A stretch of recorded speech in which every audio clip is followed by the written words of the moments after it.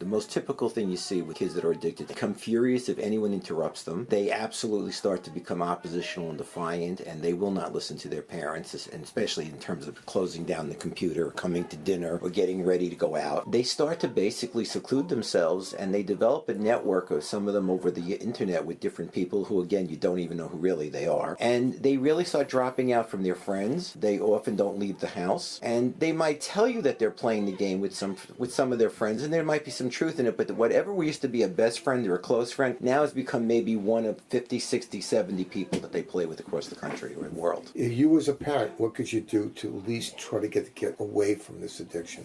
Well, you have to have a schedule. You have to set a certain amount of time, structure it, that they come home, they do their homework, they come home, they do something social, they might have an activity, but you don't let them just have open-ended access to the video games.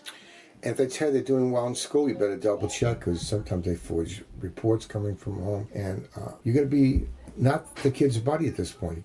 You have to be the kid's parent. Is that correct? Yes, you have to step in, because I've seen many kids in my practice who used to be honor students, well-behaved kids at home and in school, who their grades deteriorate. And again, they set up a situation where they literally look at the world as people who play their video game and like their video game, and people who don't. And that's anyone, any adult, anyone outside, or any kid outside that group, they have no interest in anymore. Is there any type of video game that's worse for the kid to be doing than any other type? Well, the ones that tend to addict the kids the most are the ones that are the most violent, the most graphic. Those are the ones that addict them the most. And because basically for them, this is an opportunity. The way I look at this thing is they're hearing about all this stuff out in the world. And this is, in a certain sense, there's a positive here. They try to master it. They're trying to get a little bit of control and feel less frightened of the world. So they're now in control of the violence. But of course, goes way too far. And that's the point where they become addicted. If you get a kid that no matter what you do won't get away from it, sometimes do they have to seek help? Well, the first thing that parent has to do is take the game away. They have to be able to put their foot down and absolutely take the game away. And they can't let the kid manipulate them by being really good for a day or two and kissing up to the parent and getting the game back. That's the biggest first step, because most of the parents I work with don't have the gumption to take the game away. They complain, they scream, they yell, they argue, but they don't take the game away. So sometimes you can go to a therapist, and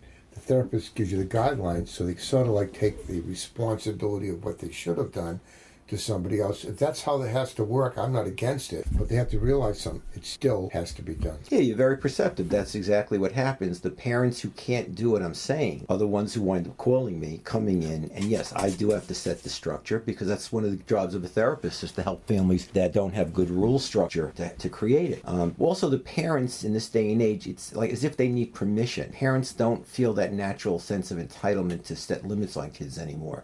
So if the psychologist says it, it's helpful and they feel comfortable. In that way, I think psychologists have kind of replaced priests and rabbis. People used to go to the priests and rabbis for family help and sort of get permission or guidance. Now it seems that they come to us, to the psychologists, social workers, psychiatrists. That's an interesting point. The rabbi that I grew up in Massachusetts actually had a degree in psychology from Harvard. And I asked him, why did you go that route? He said, because basically our counselors, we listen to what you have to say, and we have to give them good advice. And what better route to have a degree in psychology and from an institution like Harvard? Does that make sense? It makes a lot of sense. I'm impressed to hear that he had a degree in psychology. Most of the time, unfortunately, when I hear some of the advice that the clergy give to parents, of course I'm hearing it through the parent usually, but it's a little bit outdated. I think they're stuck in another time. I don't know that they're really with the times.